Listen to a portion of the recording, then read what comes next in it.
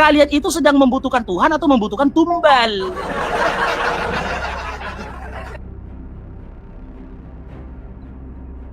Bang Simon,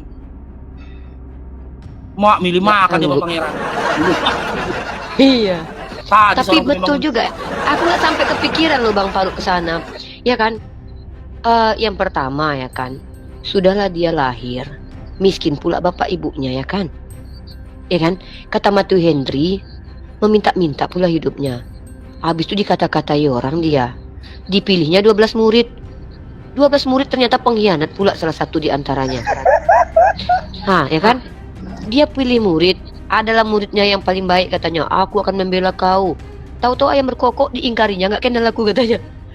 Nasibnya malang kali ya. Sudahlah waktu ditangkap, setelah dicium pula sama pengkhianat, kabur pula muridnya semua. Ada Bang, ada keenaan dia sekali Bang. Waktu dia bawa Apa? pikul salib Bang, pernah dia dibantu sama orang lain Bang, si Simon. Oh Simon. Tapi tetap juga bapak belur ya kan Bang? Ya mau gimana lagi? Yuk, tawa yuk.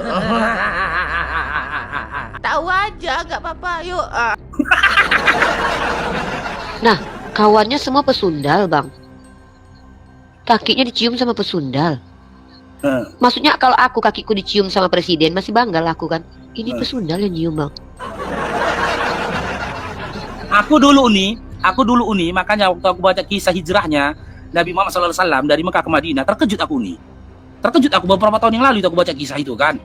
Jadi sebelum hijrah Nabi Muhammad SAW bersama Abu Bakar ya ke Madinah, di siang hari atau sore harinya, para pembesar-pembesar Quraisy itu kan sudah berkumpul itu di dekat Masjidil Haram, di dekat Ka'bah, ya, perihal tentang rencana untuk membunuh Nabi Muhammad SAW. Maka mereka sepakat membuat sayembara bagi siapa yang menyerahkan kepala Muhammad atau berkhianat,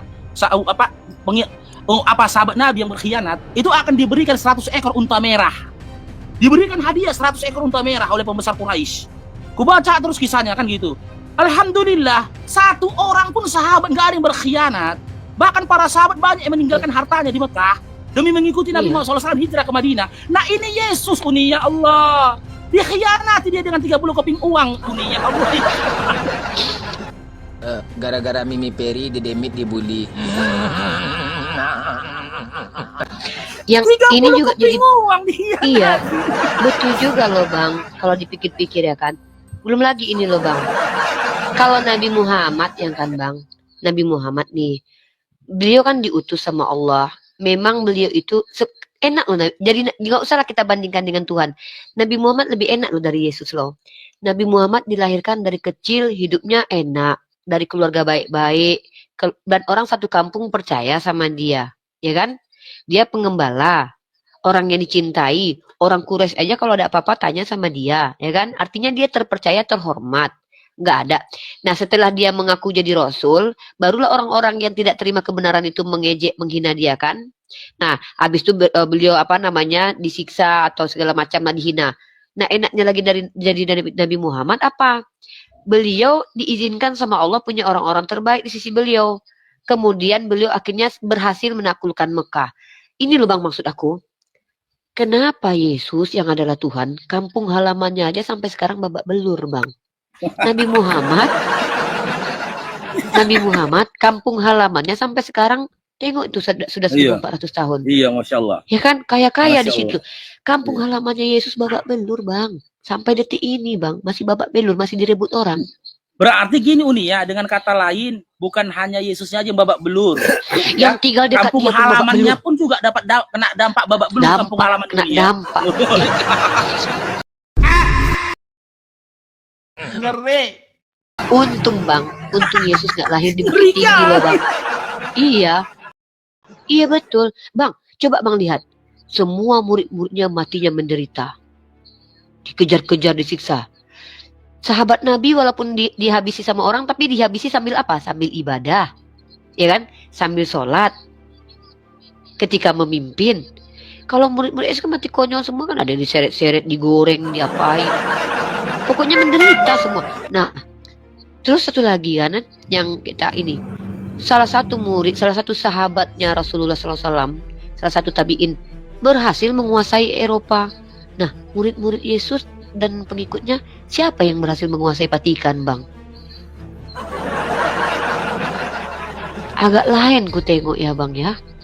Dan ada nggak keturunan murid-murid Yesus sampai sekarang, Bang?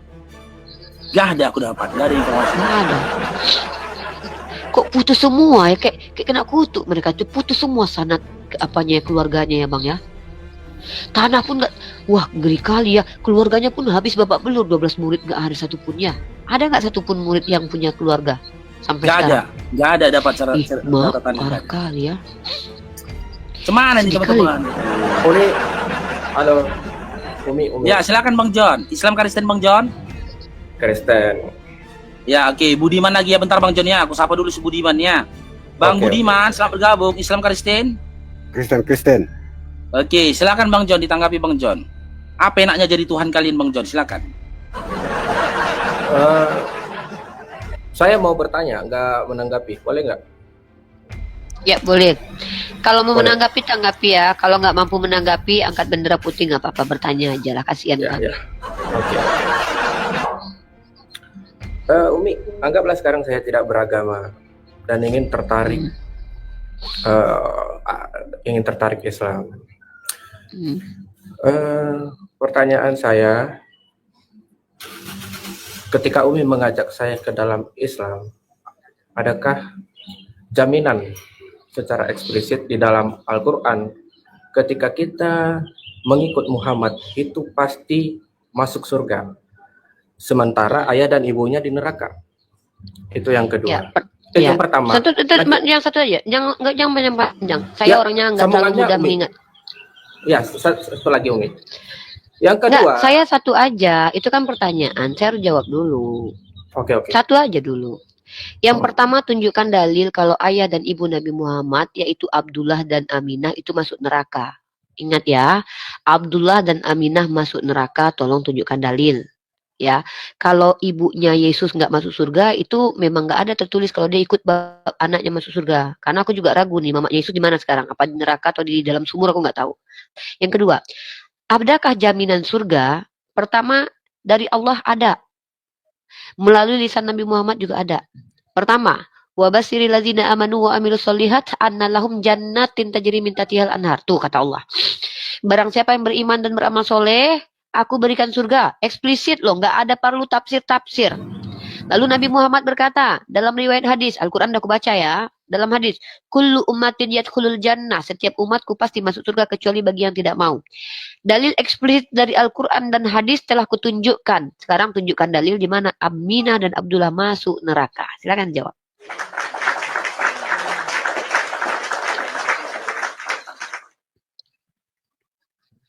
saya menunjukkan tapi kameranya nggak bisa dibuka nih. Ya, sebutkan aja hadis sahih berapa, di kitab apa.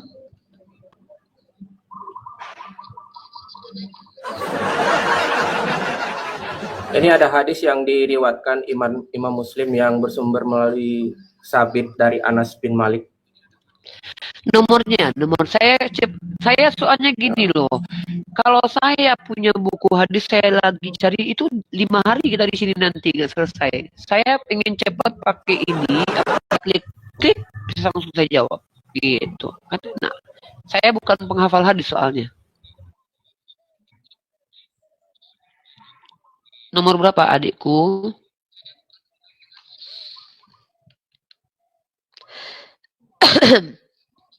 Ini saya baca dari literatur NU. Tapi saya nggak bisa nemukan apa ayatnya di mana. Kalau gitu bacakan aja dari literasi NU itu, mulai siapa yang menuliskan, kemudian websitenya tolong disundukkan judulnya biar aku cek di sini, bacakan semuanya sampai selesai, Bang. Wah, gimana cara lihat literaturnya nih?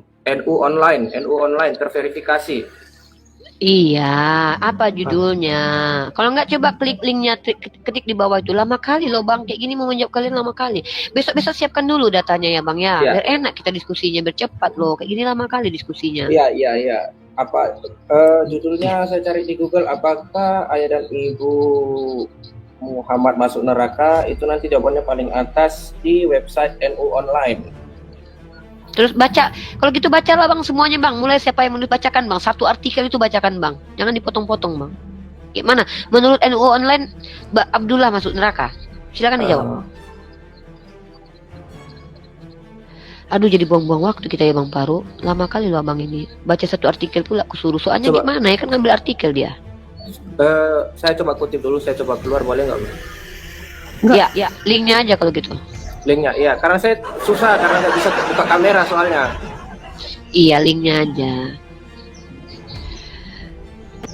Ya, Kak, yang menjadi komparasi teman-teman begini. Orang Kristen sibuk kali ngurusin bapaknya Nabi, mamaknya Nabi. Mamak Tuhan dan bapak tiri Tuhan kalian tuh masuk surga nggak sih? Itu yang mau kutanyakan tadi itu loh. Hah? Kenapa kamu waktu John? Hah? Kalau aku loh ya lebih sibuk lah. Kalau memang kalian itu orangnya betul juga kata Mbak Paru. Kalian tuh nggak peduli sama Tuhan kalian. Kalian sibuk ngurusi orang tuanya Nabi kami, tapi kalian nggak ngurusi mamaknya Tuhan kalian. Mamak Tuhan kalian masuk surga kan?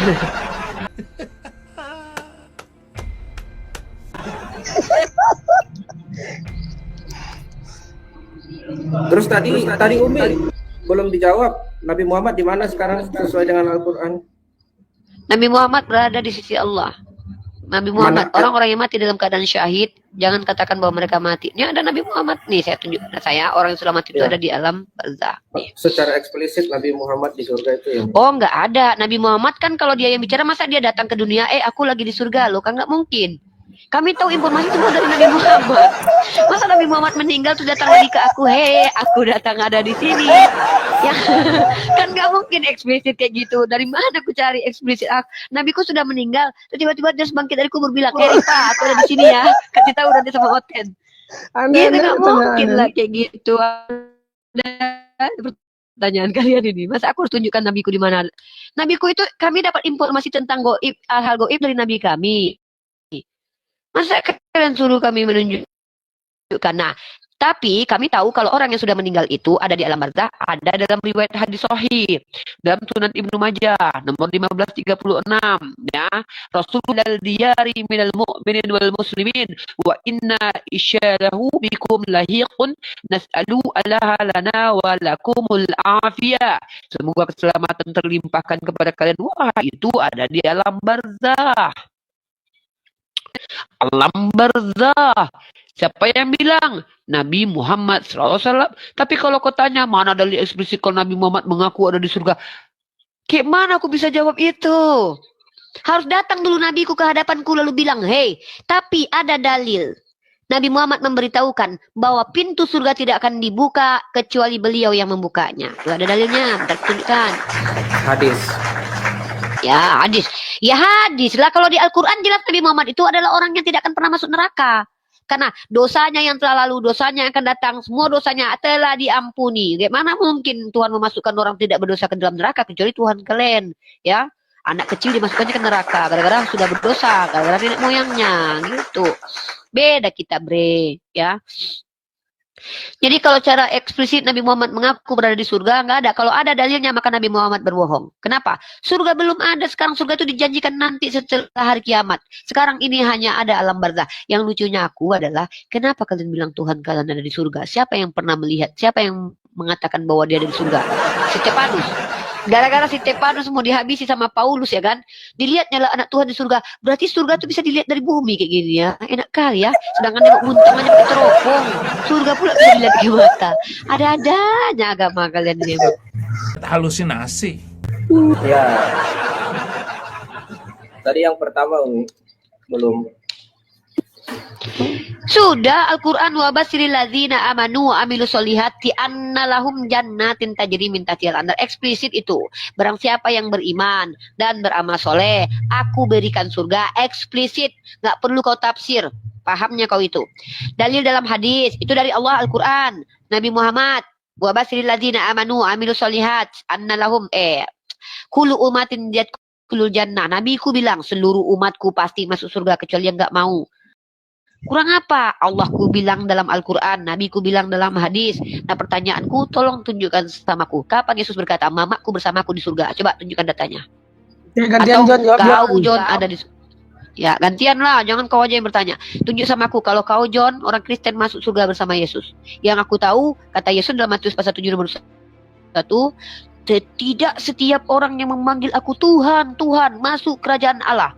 Melainkan yang mengikuti perintah Allah Bapa. Loh, kalian yang manggil dia Tuhan, Tuhan aja gak semua masuk surga kok, kata Yesus. Kok pedenya kali kalian masuk surga ini? Heran. Tuhan itu gelar, Umi. Oke John, sekarang gantian John. Iya, yang Ya. memanggil Yesus Gantian. Tuhan siapa? Siapa di seluruh dunia ini yang memanggil Yesus sebagai Tuhan? Umat Kristen. Ya udah, berarti umat Kristen lah yang dikatakan Yesus. Tidak setiap yang memanggil aku Tuhan, Tuhan masuk kerajaan surga, melainkan yang mengikuti perintah Allah Bapa. Nah, berarti tidak semua orang Kristen masuk surga, karena banyak yang terpanggil, sedikit yang dipilih. Sedikit yang dipilih. Jangan pede aja kalian masuk surga itu loh. Belum tentu kau termasuk loh. Bunda, Boleh sekarang bertanya gantian nggak? Bunda, tanya di. Boleh tanya enggak? Ya, Kok tanya lagi? boleh. Orangnya berbeda yang ini. diwahyukan Allah sama Nabi Muhammad, Al-Quran apa hadis? Al-Quran. Oke, Al-Quran. Terus kapasitas hadis dengan Al-Quran mana lebih yang otoritas? Dua-duanya. Dihawikan sama yang tidak dihawikan kan otomatis berbeda. Perkataan Al-Quran wahyu yang adalah perkataan Allah. Hadis adalah wahyu yang mana pengajaran Allah terhadap Nabi yang dilihat oleh sahabat, baik perbuatan dan perkataannya. Maka setiap apa yang disampaikan Nabi adalah wahyu Allah. Pada abad Ya, abad Nabiku lahir lah, abad ke-6. Daripada Tuhan kau abad pertama lahir. 1000 tahun, 1200 tahun itu Tuhan, orang gak bertuhan loh. Aku bangga Abad kalau ke-7. Nabiku baru lahir di abad ke-7 ya. Aku demi Allah bangga Nabiku baru hadir di abad ke-7. Kenapa? Sebelum abad ke-7 sudah ada nabi-nabi lain yang bergantian tuh. Musa di abad kesekian, Ibrahim sebelumnya Ibrahim. Daripada Tuhan baru lahir. Ngeri. Ih, takut aku. Kayak mana orang-orang sebelum dia lahir tuh? bangga lah Umi, ala SWT itu baru disebut sejak abad ke-7. Siapa bilang? Bangga. Siapa bilang? Dia jawab sendiri. Loh, Kan Allah, kata Allah. Nih dengar ya. Kata Allah Allah plus dengan SWT. SWT itu kan subhanahu wa ta'ala. Artinya maha suci dan maha tinggi. Tuhan kau kan nggak maha suci maha tinggi kan? Iya, Daud Abraham, Allah. Ishak tidak memanggil Allah SWT. Ya, siapa nama Tuhan Ishak? Coba.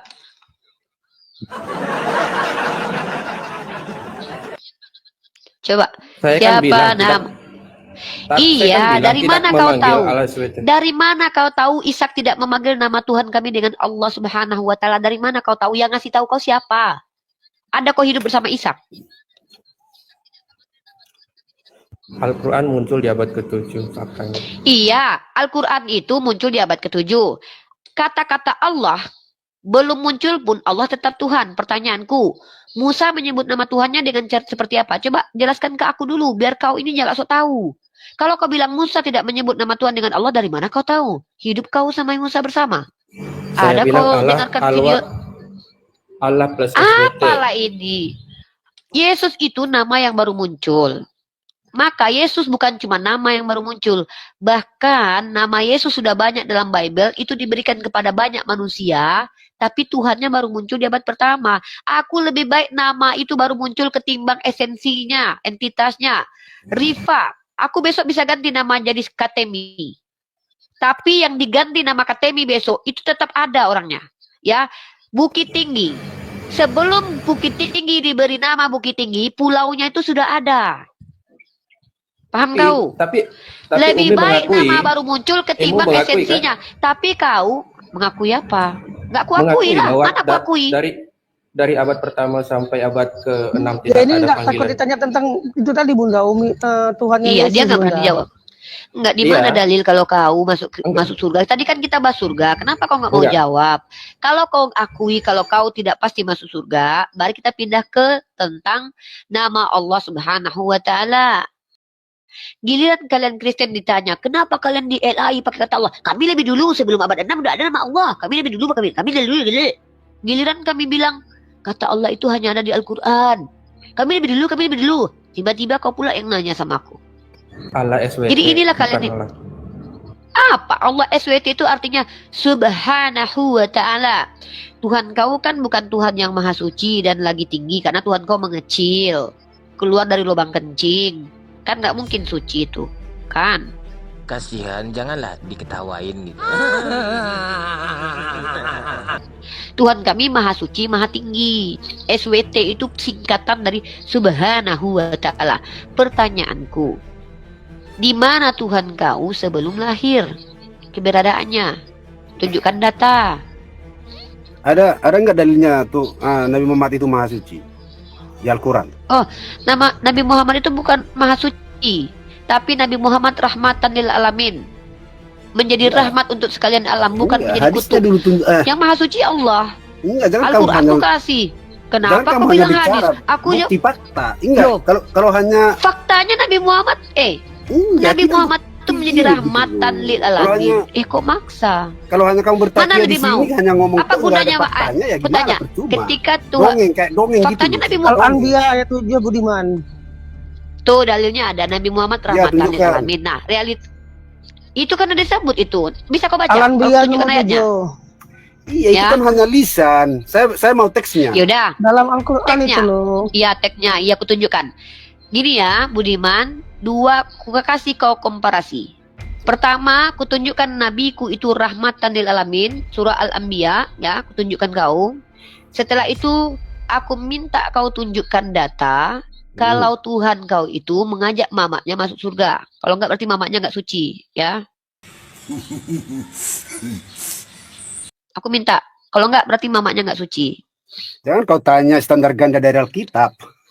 Loh, Tanyalah sesuai dengan apa kau yang standar ganda? Loh, Aku iyalah. bertanya kisi kitab kau, kau bertanya isi Sesuai dengan kitabku. Alkitab, Aku jawab. Kan karena kan kamu ku jawab berrelasi nih. tadi bahwa Nabi Muhammad itu maha suci, coba tunjukkan dalilnya Ya, di Al-Quran. memangnya Tuhan kau Jangan di suci? hadis. Memangnya Tuhan kau suci? Jangan di Memangnya hadis, Tuhan kau suci? di Al-Quran. Saya minta Ini ada miss ini. Uni, Ini ini ada Al-Quran. miskomunikasi, Uni. Ada miskomunikasi. Si Budiman pikir Uni mengatakan Nabi Muhammad SAW yang subhanahu wa ta'ala. Allah Budiman. Allah Iya. Allah subhanahu wa ta'ala. Bukan Nabi Muhammad SAW. Bukan Nabi Muhammad SAW. Sementara Nabi Muhammad SAW itu adalah rahmat bagi semesta alam. Rahmatin alamin. Itu harus yang kejar datanya. Jangan kau minta datanya. Di Bang mana? Farouk, Allah ini Ini sengaja Al-Quran bang, dikatakan. supaya Nabi Buddha- Muhammad tadi. Uni bilang Nabi Umi Muhammad, bukan nggak Allah. mau nanya. Ah, Allah telinga SWT. kau berarti. Allah, Betul. tanya si John. Si John yang Si- memulai tadi. Allah SWT Iya. kata dia. Si John Ah, tanya kalau itu masih kau- ada orangnya. Memang klien origi aja ya. 107. Ini gantian nanti ya. Kalau udah kami tunjukkan ayat gini, kami udah capek-capek gini, kami juga pengen lah tahu hadis Ya, kitab nggak kalian. apa-apa. Kita sama-sama Nah. belajar ini, nggak usah Nah. tegang. Loh, kok tegang? Iya. Dan tiadalah kami mengutus kamu melainkan untuk menjadi rahmat bagi semesta alam nih, rahmatan lil alamin. Nah, ya itu tunggu dulu sebelum saya bertanya hal yang serupa ya. Rahmat ya, rahmat. Nah. Iya, nah buktinya mana Nabi Muhammad menjadi rahmatan lil alamin? Ini buktinya ya, buktinya ini. Nih aku tunjukkan data. Aku pakai data ya. Aku pakai data, nggak usah pakai congortologi. Nah, bukti Nabi Ada Muhammad korupsi. menjadi rahmatan lil alamin. Ajaran Nabi Muhammad SAW itu menjadikan orang Kristen itu berilmu. Bagaimana peradaban Muslim mengeluarkan Eropa dari zaman kegelapan? Ingat ya, Tuhanmu merusak peradaban, Nabi kami memperbaikinya. Kau baca ini baik-baik ya. Ini dari National Geography ya. Ini kenyataan baru pakai sejarah kita. Tadi kan dalil eksplisit tuh kalau dia menjadi Jadi rahmatan kamu lil alamin. gini Bang Uni, begini Bang. Kamu gagal paham ceritanya. Ini kan maha suci. Bentar Kita jadi dulu. di sini. Loh, rahmatan Kan lil mempertanyakan tadi alamin. maha suci. Yang maha suci Allah. Nabi Muhammad bukan Tuhan, Kan tadi maha narasi suci. Nabi Muhammad yang maha suci. Aduh. Kan udah diluruskan benar tadi kau semuanya. salah paham. Aduh. Allah yang kok maha jadi- suci. Tunggu dulu. Ini kenapa kau nggak terima kenyataan kalau Tuhan Iya, kamu jangan merusak dulu. ini? Tunjukkan dulu hadisnya yang kita tanya itu. Bersatu-satu. Mana ada Nabi Muhammad maha suci? Nabi Muhammad bukan Tuhan, ada-adanya kau ini. Kan Nabi kau, Muhammad itu kau rahmat. kan menarasikan itu tadi. Masa kamu udah lupa? Ada kayak Allah gitu yang maha Budiman. Kalau suci. gitu nah. Si John coba Eh. Uni, kita kasih si John menjelaskan Uni. John, silakan kamu open mic John. Tadi Uni Rifa mengatakan Allah Subhanahu wa taala atau Nabi Muhammad. Mas, sependengaran saya tadi Umi Rifa bilang, ah, Tuhan kamu tidak suci karena keluar dari lubang tipis. Terus beda dengan Tuhan Allah kami yang maha suci. Tahu kau Budiman? Dengar kau Budiman. Kau Budiman kau. Iya Umi, coba saya balikan. Sampai sucinya di surga pun gak suci. Apa? Kenapa di surga nggak suci? Tuhan kami nggak masuk surga loh, by the way. Tunggu dulu. Iya. Surga itu kenapa dikatakan tidak suci? Coba saya tanya dulu. Silakan jawab. Budiman, Ya, jangan tanya. longor lagi ya. Iya, saya Kenapa? tanya kepada Umi, kalau Umi di surga jadi apa? Jadi bidadari istri kan? lah. Jadi bidadari, kita jadi ini. istri. Santai kita Jadi nggak apa-apa. selir-selir kan? Oh bukan, saya bukan jadi selir. Kalau saya adalah istri dari suami saya bukan jadi selir, saya jadi ratunya. Sekarang pertanyaan saya, Suami dapat berapa? Berapa bidadari? tergantung amalan solehnya. Kalau dia adalah orang yang mati dalam keadaan syahid, Apakah kok ketawa? surga dijanji? Aduh, hati tersiksa tapi mulut ketawa juga kan. Apakah tunggu surga dulu, itu seks? John, diskusi itu yang baik lah. Jangan Ya, saya saya kan jelaskan, baik. kamu ketawa dulu. Saya tanya nih, kamu udah keluar dari Merujuk topik. pada suci kan? Yang suci itu apa? Apakah berhubungan badan itu perbuatan tidak suci? Tidak suci lah. Oke, berarti kau hasil dari tidak kesuciannya. Berarti mama sama bapak kau itu melakukan perbuatan zina berarti ya? Timbang susah payah, menang apa lagi? Berarti Masa kau di surga? manusia lahir dari hasil kejijian berarti ya? Manusia. Surga ngewe kan lucu. Oke, perbuatan berhubungan Ya, badan itu perbuatan semuanya sama cabul. setuju. Nah, saya tanya dulu, sebentar. Berhubungan badan itu adalah perbuatan menjijikkan, perbuatan najis. Jujur kau. Gini Coba. lah, Umi. Saya Umi tanya aja. dulu, perbuatan berhubungan badan itu perbuatan najis. Saya tanya dulu, kenapa kau lari-lari kau? Kau nggak konsisten Ya. ini diskusi. Saya tanya. Najis jika banyak istri-istrinya. Oke, Saya jawab. najis ya. Kau Jika pegang banyak kata-katamu ya. istri-istrinya. Oke, Jika baik. banyak. Iya, baca 2 Samuel pasal 12 nomor 7 dan 6, 7 dan 8. Silakan. Kau buka sekarang, aku buka sekarang nih. Aku tunjukkan kau ya. Nih, ini Dia kita juga tunjukkan bertanya perbuatan nih, itu. Bunda. Nggak apa-apa, ini kita nggak usah ditanya bang. Sekarang kita nggak usah bertanya sama dia. Kita kasih dia data bahwa Tuhannya melakukan perbuatan keji, yaitu memberikan bini orang kepada nabinya Daud, yaitu banyak bini orang. Mari kita tunjukkan Tuhannya cabul menurut dia ya. Ya, jangankan di surga, di dunia aja Tuhan kau cabul. 2 Samuel pasal 12 nomor 7 sampai 8. Baca itu, ya. Baca John.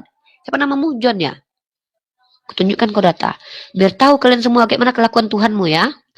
Ya, definisi Luruskan menurut dulu. dia. Luruskan tunggu dulu. itu. Tidak Surga itu. pernah kami tidak pernah Yang kami suci, yang nggak suci itu. kami tidak pernah mengatakan berhubungan badan suami istri itu ada perbuatan cabul kok. Alah. Buktinya diizinkan Allah. Berarti kau Masa mengakui ngewe kalau di kau surga? ini iya, Tuhan kau aja memberikan bini orang, ya nih, tunggu nih. Ya, inilah kelakuan Tuhanmu, kubongkar aib agamamu ya. Kau membawa parameter harus kau penuhi sendiri, ya. Jangan-jangan kau tidak memenuhi parameter agamamu, ya. Perhatikan kawan-kawan ya, begini kelakuan mereka nih. Nah, translate dulu pakai bahasa Inggris pula ini. Kelakuan Tuhanmu di dunia ya. Lalu Nathan berkata kepada Daud, engkaulah orangnya, beginilah firman Tuhan, Allah Israel. Aku telah mengurapi engkau menjadi raja atas Israel dan melepaskan engkau dari tangan Saul. Aku telah menyerahkan kepadamu keluarga tuanmu dan istri-istri tuanmu kepada Daud. Ya, ini kita lihat terjemahan baru teman-teman. Karena ini bahasa Inggris ya. Nih kita ambil terjemahan baru. Kalian ini Tuhan, kalian mengambil bini orang kok kalian bangga pula punya Tuhan kayak gitu ya. Babak belur kau, kutunjukkan surga kau penuh lendir ya. Di surga kau ada pesundal, kutunjukkan nanti. Nih, pakai ini aja kita enak Pesundal pakai itu ini. perumpamaan. Perempuan ketika Wah. ditanya. Kok perumpamaan? Jelek-jelek perumpamaan. Jelek perumpamaan. Teman-teman perhatikan ya. Giliran pesundal kau bilang perumpamaan. Mencukai kau bilang perumpamaan. Kalau dia anak Tuhan enggak. Kalau dia anak Tuhan bukan perumpamaan, tapi betulan anak Tuhan. Ya.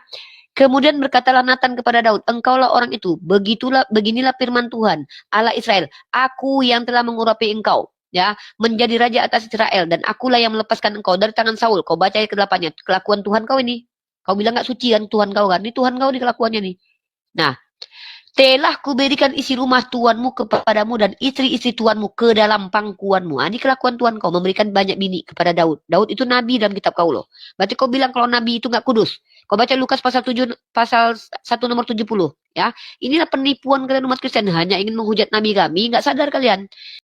Kubacakan kalian kitab Lukas pasal 1 nomor 70 ya. Ini yang kudus itu begini nabi bini nih, orang. nih. Nabi Daud sama pada zaman Yesus sudah berbeda zaman itu. Jangan kau kait-kaitkan. Iya, tapi Tuhan yang di zaman Daud siapa? Yesus bukan? Hah? Tuhan di zaman Daud siapa? Yesus bukan? Bukan, belum. Oh, belum jadi Tuhan Yesus. Tuhan itu Tuhannya baru lahir loh. Buat teman-teman, Tuhan yang Kristen baru lahir ya. Kayaknya Umi Rifa ini modal songor tidak paham tentang Mulai konsep nyerang Allah pribadi. Jangan kau kait-kaitkan perjanjian Mulai lama nyerang sama pribadi. perjanjian baru. Itu belum Mulai berbeda. nyerang pribadi. Enggak. Nih. Modal songor itu bukan Ya, pribadi. mulai nyerang pribadi. Enggak pula. Inilah penyesatan besar-besaran kalian ini ya. Modal Teman-teman songor itu perhatikan bukan ya. penyerangan pribadi. Kata si John ya, Tuhan cabul itu Tuhan yang mengizinkan istri nabinya banyak ya. Kalian perhatikan ini ya. Kutunjukkan sama kalian. Betapa cabulnya Tuhannya si John. Nah ya. Tuhannya si John cabul guys. Tunjukkan kalian. Aku suka lo kayak gini-gini loh. Nampar-nampar kalian pakai kitab kalian ini aku bahagia banget. Ya. Ya. Karena kamu ketemu bisa yang kau jebak. Bukan jebak. Emang betul Ya. ini kitabmu kok jebak pula. Lihat ya. Pertama. Ini Tuhannya si John memberikan bini orang kepada nabinya. Siapa nabinya? Dia adalah Daud. Nih, Kisah Para Rasul pasal 2 nomor 29 nih. Jangan kalian bilang pula Daud bukan nabi ya. Ini kok Tuhan kok dan nabi cabul gitu di agama kalian. Oi. Hah? Mana dia? Saudara-saudaraku. Saudara-saudara, aku boleh berkata-kata dengan terus terang kepadamu tentang Daud, bapak bangsa kita. Ia telah mati dan dikubur dan kuburnya masih ada pada kita sampai hari ini. Tetapi ia adalah seorang nabi. Ya. Dalam kitab Lukas, nabi itu kudus. Seperti yang telah difirmankannya sejak purbakala oleh mulut nabi-nabinya yang kudus. Berarti menurut Tuhan kau, John, mengambil bini orang itu kudus. Nah, inilah bedanya kita. Giliran di surga kami menikah suami istri, kau bilang gak suci. Tapi giliran Tuhan kau di dunia ngambil bini orang, sorry, hilang fotoku. Ya, kau bilang suci. Itu Kayak mana agak lain? Itu kan Loh, tafsiran Anda. Kok tafsirat? Melawak United ni udah kelihatan goblok ya kan. Loh, baca ini. Loh, baca ini. Baca ini. Itu kan Baca tafsiran. sudut pandang Yaudah, Anda. apa ini? Coba kau tengok ini. Kok tafsiran pula? Kau bilang di surga kami orang suami istri menikah, kau bilang gak kudus. Mengambil bini orang nih. Seperti yang telah difirmankannya sejak purbakala oleh mulut nabi-nabinya yang apa ini? Tafsiran ini. Yang apa ini? Kudus. Ya kudus. Nah, Bukan nah, itu. di Kisah Para Rasul. Dia Daud itu nabi bukan? Saudara-saudara, aku boleh berkata-kata dengan terus terang kepadamu tentang Daud, bapak bangsa kita. Ia telah mati dan dikubur dan kuburannya masih ada pada kita sampai hari ini. Tetapi ia adalah seorang apa? Daud. Nabi. Nah, terus Daud ini diberikan Tuhan, telah aku berikan isi rumah tuanmu kepadamu dan istri-istri tuanmu ke dalam pangkuanmu. Berarti yang cabul siapa sekarang ini? Hah? Jangankan di surga loh, di dunia aja udah cabul kelakuannya. Kau tanya lah, istri-istri tuanmu itu istri siapa? Istri Dalam Saul. pengertian jamak. Istri Saul dalam pengertian jamak, bininya si Saul. Karena Saul dikalahkan Daud, diambillah harta bendanya si Saul sama Tuhan kau dikasih ke Daud karena dia mengalahkan Saul. Udahlah, Bang Faru, John. aku sholat zuhur dulu ya. Aku sholat zuhur dulu, Bang Faru. Udahlah. Udahlah, Bang John. Faru, kejebak Kenapa nanti John? Bang Faru. Silakan, Bang Faru. John. Malu Pak Budiman. Orang ini Udahlah udah John, gara-gara kau orang ini- terbongkar kitabmu. Orang Malu ini Pak udah Budiman. selesai nih. Kita Gara-gara cepat. kau John menyerang agamaku, kebongkar aib kitabmu. Malu Iya, Pak jangan malu Budiman. John. Bang Faru. Umi Rifa Apa? terakhir. Umi Apa? Rifa. Ah. Sorry, Enggak, ya, John. sorry. Kami yang bertanya gantian, John. Kenapa di surga kau yang masuk cuma pesundal, John? Jawab kau jawab. Nggak ada dibilang cuma Dia pesundal. nggak ada katanya.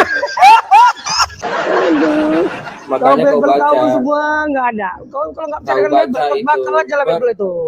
perumpamaan tentang Perumpamaan.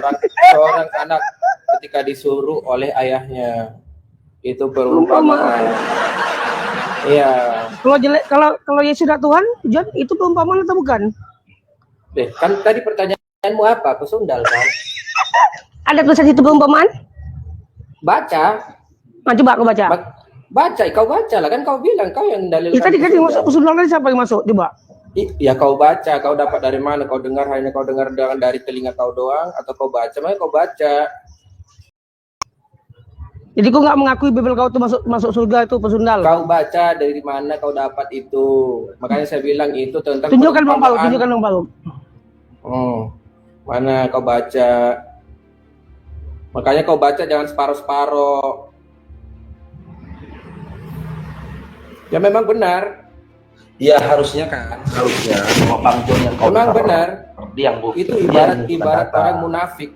Pesundal itu kan ibarat orang munafik yang berdoa di tengah jalan, mengakui Iya, iman di dia. ayat berapa Bang John? Dibacakan di ayat berapa?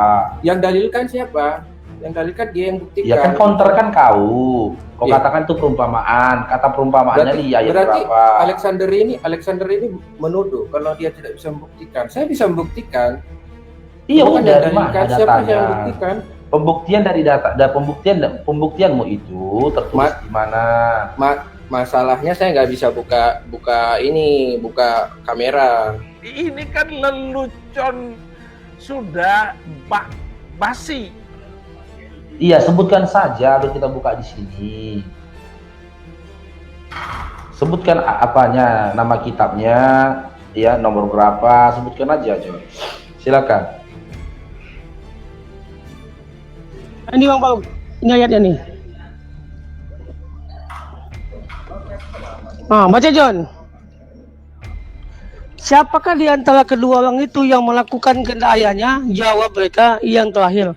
Kata Yesus kepada mereka, aku berkata kepadamu, sesungguhnya pemungut cukai dan perempuan-perempuan sundal akan mendahului kamu masuk ke dalam surga. Coba, kenapa kok cuman persundal Kan masuk surga? Benar kan yang saya Kenapa bilang? kok nggak ada tulisan Kristen di sini masuk surga? Kenapa persundal yang masuk? Benar kan yang saya bilang, Anda mengutip sepenggal saja, Anda tidak baca dari atas tentang. Udah kau baca dari atas, perumpamaan kau dua baca. Kau baca dari satu coba, kau baca. Makanya itu otak Anda itu cuma setengah mengutip-ngutip ayat yang setengah. Jelas-jelas lah di sini loh, John. Yang masuk ke dalam surga hanya pesundal, Kristen nggak masuk surga. Sangat kasihan ya. Pertanyaannya kenapa kok bisa pesundal Oke, yang masuk? oke. Apa lendel semua di surga kau? Sebentar, Hah? saya jawab. Ya gini John, Saya konternya jawab, gini, Bang saya John. jawab, Bang saya jawab John. dulu, saya jawab dulu. Ya, saya silakan jawab dulu. konternya gini Bang John. Kasih Iya. ayat di Bible di mana Oke, dikatakan, buka. di mana Yesus Matius, mengatakan Kristen masuk surga. Itu coba, itu dulu, itu yang counter itu Matius 21 ayat 28. Baca yang di atasnya. Iya, buka Bang Pangeran. Makanya Matius modal. 28. Inilah modal-modal. Di situ ada tertulis masuk- Kristen masuk surga mungkin. Enggak, coba baca dulu itu yang Iya, ditanya. buka dulu Bang. Apakah Ada nggak di kamu situ? suka dari yang ditanya? Matius 21:28 ada nggak tertulis Kristen masuk surga? Enggak, Baca John. dulu. Ya, kau yang baca, kami dengar, baca lah kau. Ya.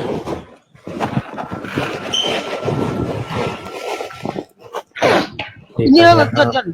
Pertanyaannya John, kenapa di surga kau lendel semua isinya John? Coba, kenapa?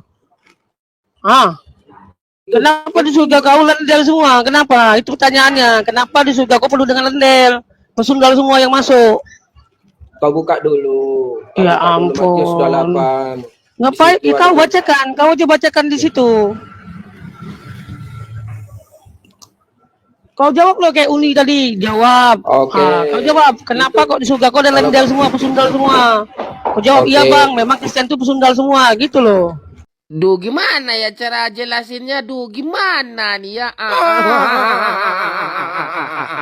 Oke, itu Matius 21 ayat 8 itu harus kau baca dari atas. Itu tentang perumpamaan yang bertanya. Ada dua orang, seorang anak laki-laki, ia pergi kepada anak yang sulung dan berkata, "Anakku, pergilah dan bekerjalah hari ini dalam kebun anggur." Jawab anak pertama, "Baik Bapak." Namun ia tidak pergi. Lalu orang itu pergi kepada anak yang kedua dan berkata demikian juga. "Anakku, aku tidak mau." Namun anak yang kedua menyesal lalu pergi juga. Jadi itu perumpamaan, ditanya lah. Kena kau, kesan Bang, perumpamaan Bang. di situ. Kena dia, kena benet dia. Kena ban dia. Dor. Nyungsep ke bawah. Oke, Bang Aljar 17. Selamat bergabung Bang Aljar. Ya, selamat bergabung. Ya, Dia Islam Kristen, Bang. Kristen, Bang. Iya, sesuai tema kita, Bang. Silakan, Bang. Coba Abang sebutkan satu saja enaknya jadi Tuhan bagi iman Kristen. Silakan. Enaknya jadi Tuhan.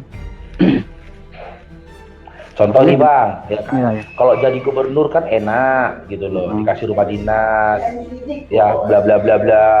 Jadi wali kota juga enak gitu loh, dikasih gaji, dikasih fasilitas, ya gitu. Jadi anggota DPR enak, dikasih mobil dinas, fasilitas rumah, gaji, uang pensiun, gitu loh. Apalagi jadi presiden pun enak, makanya orang lomba-lomba jadi presiden gitu loh, karena ada enaknya gitu loh. Kalau jadi Tuhan Anda enaknya apa, Bang? Ini untuk tertujunya kepada Tuhan atau ke saya, Pak? Contohnya. Tuhan, Bang. Apa enaknya jadi Tuhan bagi iman oten? Wah, itu pertanyaan kepada saya itu sebenarnya, walaupun saya mau belajar sejauh manapun jauh, karena yang pertanyaan seperti ini kita tanya kepada Tuhan, kita tanya kepada manusia, Pak.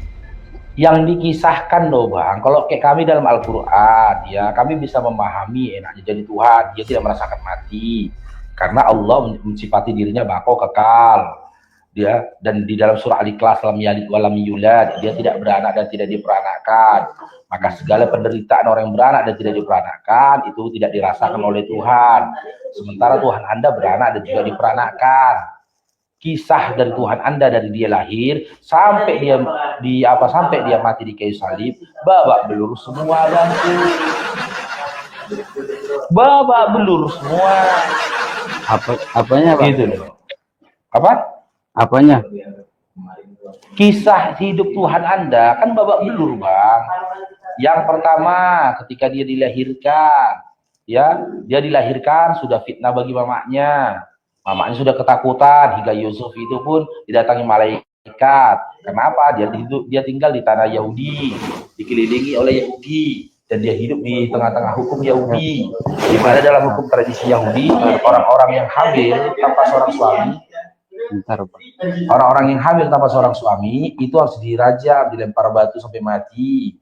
Udah, setelah dia dilahirkan pun hidupnya penderitaan, menderita dia hidupnya, Bang. Dia miskin, ya.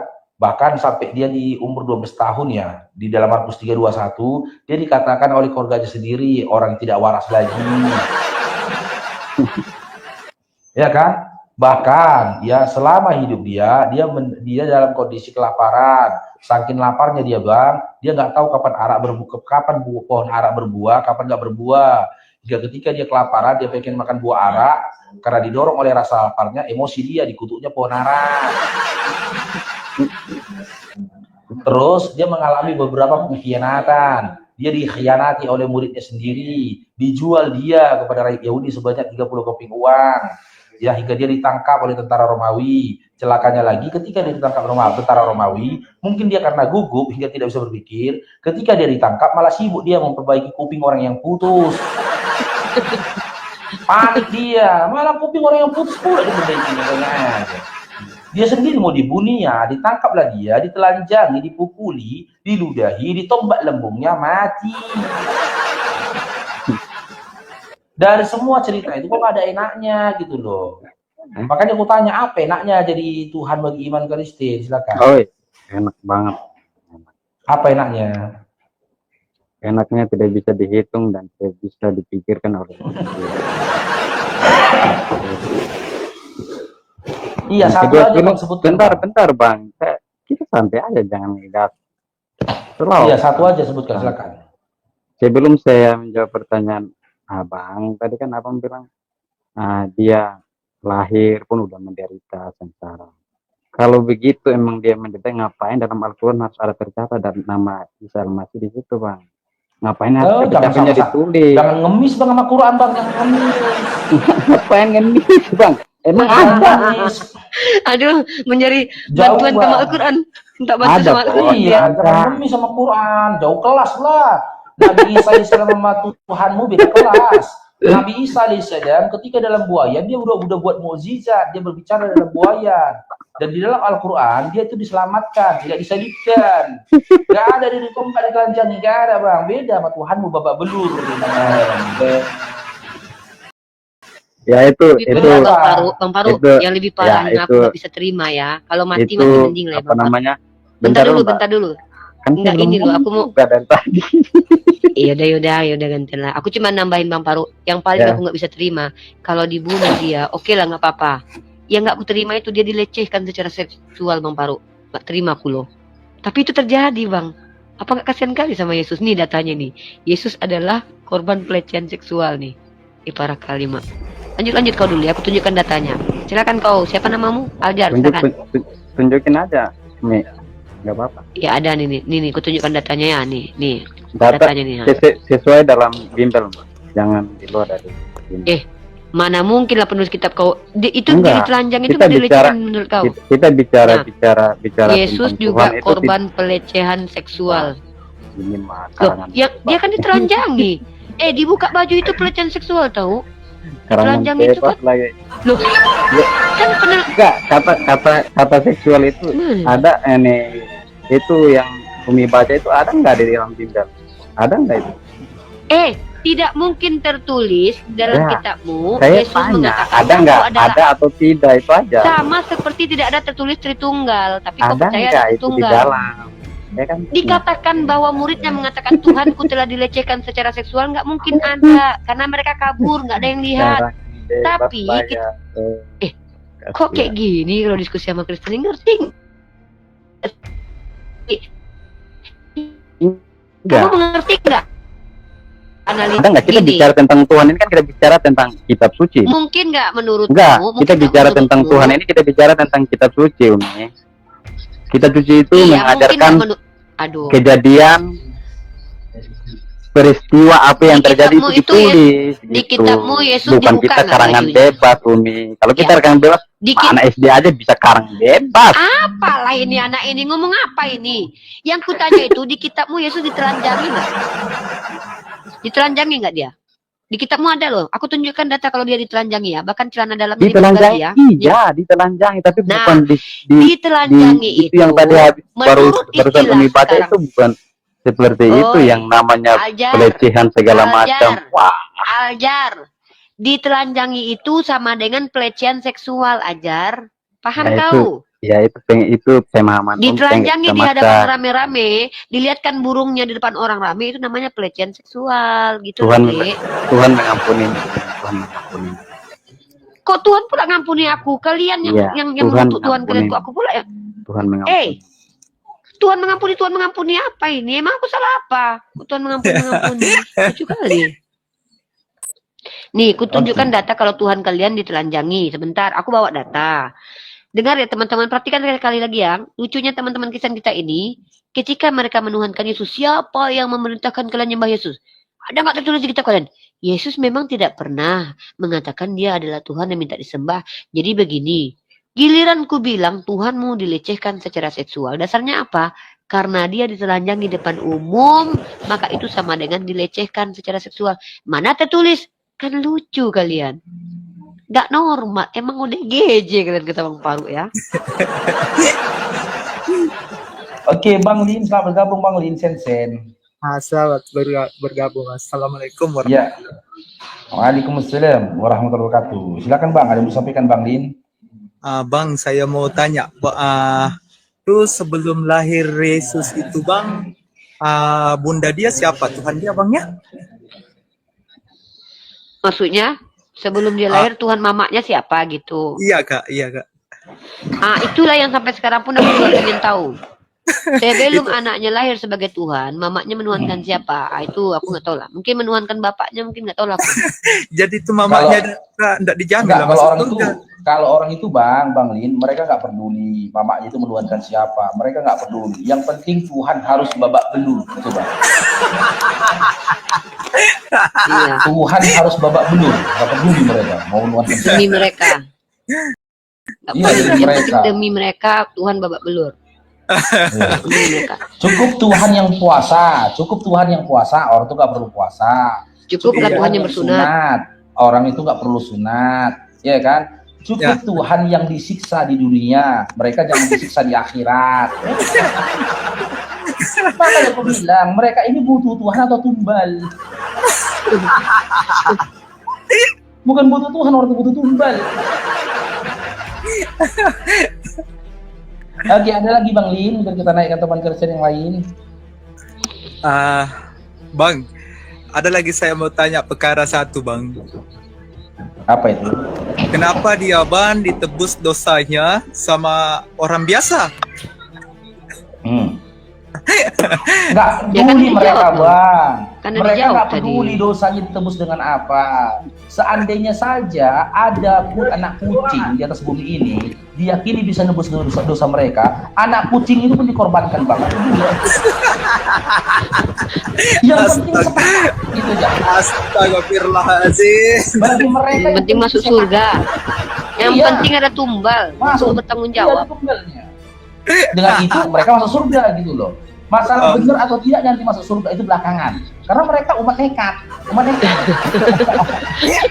Yang umat penting yakin tapi dulu. umat yekat. Yang Bukan penting yakin dulu. Bumi. Ya. Bukan yakin lagi tuh, tapi nekat. Kan nekat itu namanya.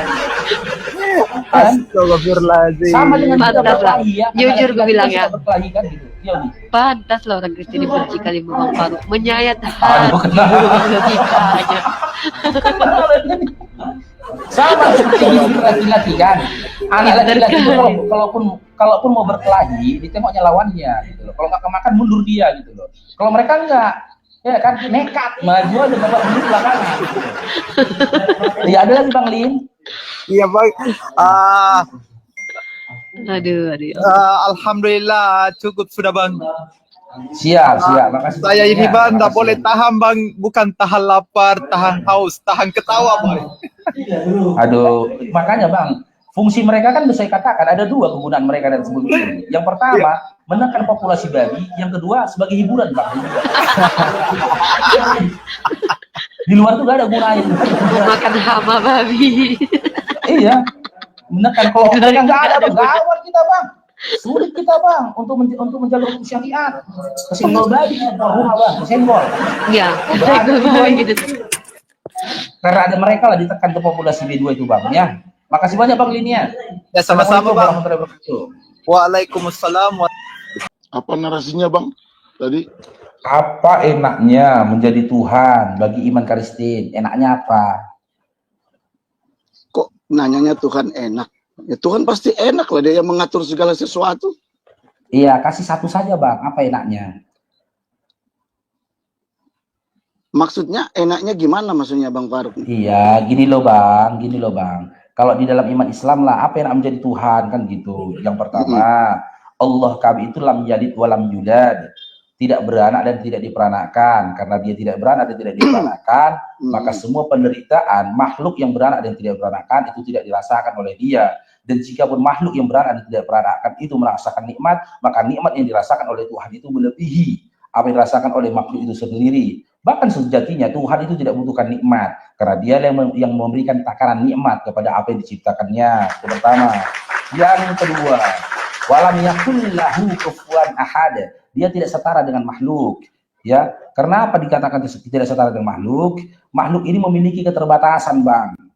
Dalam segala hal, mata kita punya keterbatasan dalam memandang, kaki kita memiliki keterbatasan dalam melangkah, tangan kita memiliki keterbatasan dalam berbuat, lisan kita juga memiliki keterbatasan dalam berkata. Akan tetapi Allah itu walam yakul lahu kufuwan ahad. Dia tidak setara dengan makhluk. Karena dia tidak setara dengan makhluk dan makhluk memiliki keterbatasan, maka Allah itu tidak memiliki keterbatasan. Baik. Nah, sekarang saya tanya, Tuhan Abang itu apa enaknya jadi Tuhan Abang? Silakan. Baik. Apa yang Bang Faruk tanyakan sebenarnya, kalau Tuhan itu enak semuanya Bang. Karena ya Kasih satu aja Bang. Kasih satu. Tuhan kita itu dalam istilah Kristen itu, dalam istilah itu ada yang namanya omnipresent. Dia maha hadir, ya. Dia maha tahu. Dia maha mengenal. Jadi Tuhan kita itu maha segala-galanya. Itulah Iya, yang di mana? Di mana? menjadi Di mana Tuhan. Yesus mengatakan dia maha hadir. Sekali hadir aja dia langsung disalibkan kok. Karena kan memang Sekali dia hadir langsung disalibkan. ini loh bang ya. Nah, seperti saya menanggapi apa yang disampaikan oleh Uni tadi kan, jadi dia dilecehkan sampai kelihatan kemaluannya. Di mana datanya? Ayatnya mana? Oh, Ada, oke, ini minta oke. data itu nih, silakan Iya. mendengarkan. Itu data ya. Heeh. Sabar ya. Pertama, dasar ini pernyataan Pak Pendeta Esra Suru sendiri yang memvalidasi bahwa Yesus itu Jangan dong Bentar. pakai pernyataan Evra Soro. Iya Pak Jeffrey, ini kenapa Dalilnya sih nggak yang harus sabaran? ditunjukkan. Saya pakai data. Pak Jeffrey Enggak. kan saya bilang. Kalau saya Iya, ini bertanya sama Uni, Saya gini pakai ya. dalil kitab Bapak, tapi Bapak sabar dulu Iya. ya Allah, ya Rabbi. Silakan. ya Kristen. Oke. Saya tahu dalil ini pertama yang ngajarin Pak Esra Soru. Itu yang Bapak pahami dulu. Mm-mm. Nah, datanya mana? Bentar saya tunjukkan ya. Oke. Teman-teman perhatikan ya, perhatikan data ini ya teman-teman ya. Ini saya buka Yohanes 19 nomor 23. Kita coba lihat dulu Yohanes pasal 19 nomor 23. 23. Bentar ya, dia ada beberapa ayat yang mau tunjukin dulu. Sesudah prajurit-prajurit itu menyalibkan Yesus, kan dia membagikan jubah, menyobek-nyobek jubah. Ya. Dan ternyata teman-teman, kata jubah itu dari kata kitona. Kitona itu artinya celana dalam. Bentar, tunjukkan dulu. Aku tunjukkan bahasa aslinya dulu. Ini Yohanes 19:23. Perhatikan. Sesudah prajurit-prajurit itu menyalibkan Yesus, mereka mengambil pakaiannya. Ini pakaian baju luar ya. Ini dengar ya, ini pakaian ini baju luar ya. Di mana Pakaian. dalilnya pakaian itu baju luar? Nah ini kan emang pakaian ini pakai di mana Pak? Pakai di dalam pakaian. Terus. Pakaian terus, apa terus. rupanya? Terus. Apa Bapak ini? Lalu membaginya menjadi 4 bagian untuk tiap-tiap prajurit. 1 bagian dan jubahnya mereka juga ambil. Ya. Dan jubahnya juga mereka ambil. Ternyata jubah ini bahasa aslinya adalah kiton. Ya. Kiton teman-teman. Kiton ini secara eksplisit adalah teman-teman ya. Baju dalam yang umumnya dipakai di bawah. Apa itu teman-teman? Baju kalau baju luar tadi itu bahasa Yunaninya apa? Teman-teman baju luar yang di luar ya. Perhatikan teman-teman ya baju luar tuh ini. Baju luar itu ini dia mana dia? Kita pakai bahasa asli. Kita ini kan belajar nih. Nih. Mana? Ah ini baju luar nih. Himaton, himation. Ini pakaian luar, pakaian atau jubah. Pakaian atau jubah ya, himation. Tapi ternyata bukan hanya sekedar itu. Citonnya juga diambil. Apa itu citon? Entah kenapa LAI menerjemahkan menjadi jubah karena mungkin malu mungkin. Ya karena LAI sering sekali salah menerjemahkan. Ternyata citon ini adalah baju dalam yang umumnya dipakai di bawah. Nah, ini artinya adalah cidi, Pak. Cidi. Citon. Nah, karena kalau pakaian luar itu himation. Gitu. Nah, ini saya tahu dari siapa? Pak Pendeta Esra Soru. Anda mau gelut-gelut aja sama Pak Pendeta Esra Soru, jangan sama saya. Baik. Gitu. Saya rasa begini ya. Kalau untuk mencari kebenaran yang lebih hakikinya, kita tidak hanya belajar dari satu terjemahan. Karena Alkitab kami itu ada beberapa terjemahan. Ya. Jadi kalau Terjemahannya kita revisi terus, Pak. Oh, Tahun berapa enggak. yang paling betul? Enggak, Kok kita enggak? ada terjemahan-terjemahan yang memang diambil dari bahasa aslinya, ya. Dan bukan hanya satu. Dalam bahasa Ibrani itu ada terjemahan ada berapa. Nah, Pak, cuma kan himation itu merujuk ke pakaian luar. Citon Betul. kenapa masih merujuk ke pakaian luar? Iya. Pertanyaan saya adalah, mana terjemahan yang paling benar di sebanyak revisian terjemahan LAI? Silakan. Jadi gini loh, terjemahan kita ini kan banyak yang sudah di itu. Jadi kalau saya merujuk ke bahasa Ibrani aslinya, itu tulisannya bukan citon, ya. Emang PB pakai bahasa Ibrani, Pak? Oh, ada bahasa PB Ibrani, kan ada pakai bahasa Yunani. bahasa Greka. Bahasa Greka sama bahasa Bahasa Yunani Greka itu bukan bahasa Ibrani, bahasa Yunani, Pak. Ya itu kita bahasa kan Ibrani makanya, itu kok bahasa makanya Greka. saya bilang sama Ibu, kita tidak gimana berangkat sih? dari satu Pak, satu Bapak itu, arti saja. maaf, Pak. Saya nggak tahu mungkin Bapak salah sebut atau memang Bapak nggak tahu. Bahasa Greek itu bahasa Yunani, Pak. bukan bahasa Ibrani, Pak. Astagfirullah, Pak. Ya memang orang Kristen itu selalu aneh, harus aneh. Kalau belum aneh, belum orang Kristen namanya. Makanya saudara harus aneh. Bahasa Greek, bahasa Yunani. Iya kan? Lah emang bahasa Ibrani? Gimana sih, Pak? Melawak United ni udah kelihatan goblok ya kan. Iya, tapi gini loh. Apa namanya, kalau di Alkitab kami itu tidak sampai sejauh itulah penterjemahannya, maksudnya bukan Ini nggak ngerti. mempermalukan. Bapak perhatikan ini ya. Bapak perhatikan ini. Kalau seandainya ini juga jubah, Pak. Ya. Bapak perhatikan ini. Ini ya. Karena katanya dalam hatinya, asal ku jamah saja jubah. Kan nggak mungkin celana dalam ini jamah nih, Pak. Mari kita lihat bahasa untuk jubah ini apa? Citon atau apa? Pak, ternyata kalau kita lihat ini merujuk kepada bahasa aslinya itu adalah himation. Nah, jubah himation. Himation itu jubah. Beda lah. Yang ada di Jubah luar. dengan pakaian dalam kan beda. Memang beda. Kan saya tunjukin. Kalau ini kan diterjemahkan dengan jubah. Tapi kan nggak mungkin celana dalam yang dipakai. Kalau memang penggunanya sama aja. Ternyata bahasa aslinya himation. Sedangkan yang saya tunjukkan tadi itu menggunakan kata hitona, yang mana dipakai di dalam. Beda dengan pakaian luar. Pakaian luar itu himation, hitona di dalam. Apalagi dipakai di bawah. Sempak, Pak, bahasa kitanya, Pak, sempak. Hidi.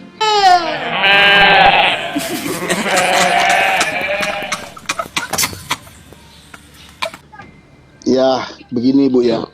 Pakaian yang menutupi di bawah itu bukan cuma satu lapis, kalau setahu saya yang saya baca di beberapa literasi. Berapa lapis celana dalam Yesus, Pak? Oh, kita kan kalau Ibu kan membahasnya yang itu. Iya udahlah kalau gitu saya mau tahu dari Yesus ini pakai celana dalam berapa lapis? Oke, Super sekarang gue gini gitu, loh. celana dalam di luar. Sekarang saya tanya sama Ibu sekarang. Karena kita bukan saling mencari kesalahan ya di sini Bu ya. Kita mencari Pak, saya kebenaran. ini kan pelajar. Nih saya buka muka saya nih ya. Saya ini kan seorang pelajar. Iya. Saya tahu Kristen itu kepada siapa sih bertanya? Pendeta itu kalau saya tanya salah nggak saya belajar sama pendeta? Oh, tidak salah dong. Nah, ketika Pak Pendeta Isra Soru mengatakan kiton artinya pakaian dalam dan Yesus itu bogol, tidak berpakaian sama sekali, salah tidak kalau saya mengutip perkataan Pak Pendeta Isra Soru? Tidak salah lah, tapi kan ya sudah, kita harus... kenapa Bapak bantah saya? Bapak bantah Pak Isra Soru lah, jangan saya. Oke lah kalau begitu. Nah sekarang kan pertanyaannya Bang Faruk itu apa enaknya jadi Tuhan kami? Nah baru ya, silakan masuk ke substansi, silakan. Ya enaknya karena teman-teman dia ya, maha tahu. Yesus itu menurut Pak Isra Soru burungnya kelihatan karena dia tidak bercelana dalam waktu disalib. Itu namanya pelecehan seksual. Silakan. Terlepas dari itu semua ya. Sekarang kan pertanyaannya Pak Faruk itu apa enaknya jadi Tuhan kami? Ya, ya tentu kalau jadi Tuhan pasti enak lah. Tuhan maha tahu kok, ya kan? Dia maha tahu, dia maha hadir semua. Itu. Jadi gini sekarang, kalau buat saya sekarang, saya ingin bertanya kepada Uni ya. Sekarang Muhammad ada di mana sekarang? Alam barzah, Pak. Kalau Yesus di mana sekarang? Yesus kan naik ke surga, Bu. Yesus Pak, Tuhan kita Yesus naik ke surga ya? Iya. Pak, yang mengatakan kepada Bapak kalau Yesus di surga itu siapa, Pak? Kisah Rasul, Bu. Ada literasinya. Buka ya. Ya, kita buka ya. Silakan Pak, buka ayatnya kisah berapa, Pak? Baik. Kisah Rasul. Kisah Rasul pasal 1. Kisah Apostolos pasal 1 nomor. Saya baca dari ayat nomor 6 berapa, dulu Pak? ya. Enggak, saya Kisah butuh Rasul, nomornya, Pak. Oh, oke, nomor 6. Kisah Rasul pasal 1 ayat 6. Oke, kita baca sama-sama. Ya. Silakan Pak dibaca. Maka bertanyalah mereka yang berkumpul di situ, Tuhan, maukah engkau pada masa ini memulihkan kerajaan bagi Israel? Jawabnya, engkau tidak perlu mengetahui masa dan waktu yang ditetapkan Bapa sendiri bagi kuasanya. Tetapi kamu akan menerima kuasa kalau Roh Kudus turun. Oke, kita lompat aja ya.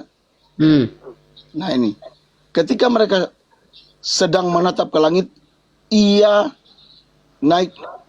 ketika mereka sedang menatap ke langit, waktu ia naik, tiba-tiba berdirilah dua orang malaikat berpakaian putih dekat mereka dan berkata, "Hai orang Galilea, mengapa kamu berdiri di situ ke langit? Yesus yang terangkat ke sorga meninggalkan kamu akan datang kembali dengan cara yang sama seperti yang kamu lihat dia."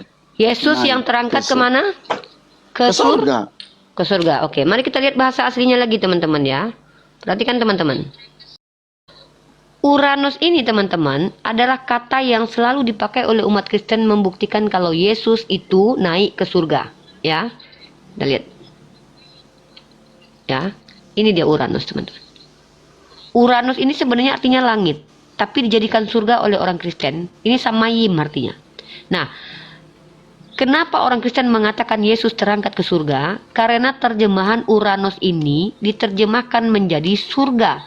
Pertanyaan saya Pak Jeffrey, apakah langit itu adalah surga, Pak? Enggak ada kan dibilang dia terangkat ke langit, ke surga. Uranus itu langit, Pak. Uranus itu bukan surga. Surga itu paradiso, Pak. Paradise, Pak.